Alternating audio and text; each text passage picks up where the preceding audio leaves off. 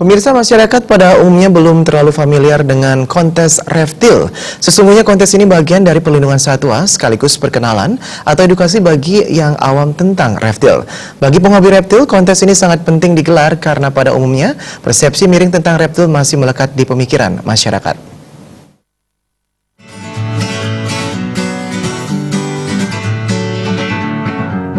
Feeling my way through the darkness. Menurut Indra Mulyawan yang merupakan juri pada acara kontes reptil di Denpasar, perkembangan baik pecinta maupun penghobi reptil di daerah Bali terlihat meningkat. Hal tersebut terlihat dari keikutsertaan pada kontes reptil yang digelar tiap tahunnya. Hal itu disebabkan karena seringnya membuat kegiatan edukasi ke sekolah-sekolah maupun instansi pemerintahan sehingga masyarakat mengetahui keberadaan hewan jenis reptil dapat dipelihara layaknya hewan anjing dan kucing ataupun kelinci. Mulyawan juga mengatakan dalam kontes reptil, kriteria penilaian adalah mulai dari sisi keunikannya, kecantikan, dan kesehatan.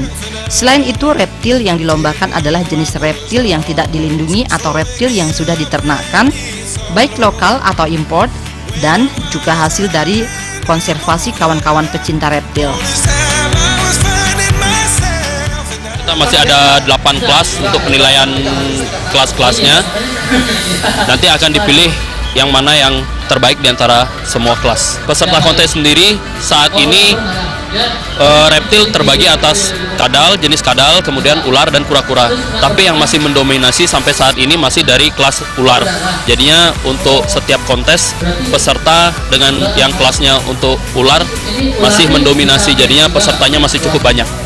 Untuk masyarakat jadinya jangan dipukul rata bahwa semua ular itu merupakan ular yang berbisa. Jadinya itu adalah persepsi yang salah.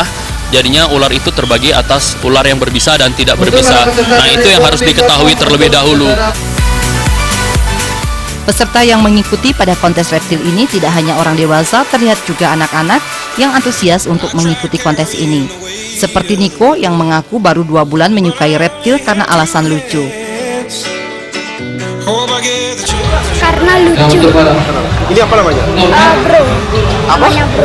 Namanya bro. Nggak, jenis reptilnya apa namanya? Reptilnya baby dragon. Sejak kapan dia suka?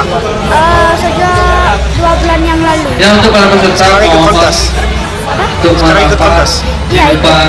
Karena Mama izin gitu? dari open computer. Melalui kontes ataupun edukasi langsung maupun lewat media sosial, Mulyawan berharap khususnya untuk reptil jenis ular untuk tidak sembarangan membunuhnya karena ekosistem masih membutuhkan keberadaannya untuk keseimbangan alam, di mana dampaknya untuk hama tikus khususnya di persawahan semakin tidak terbendung dan merugikan para petani.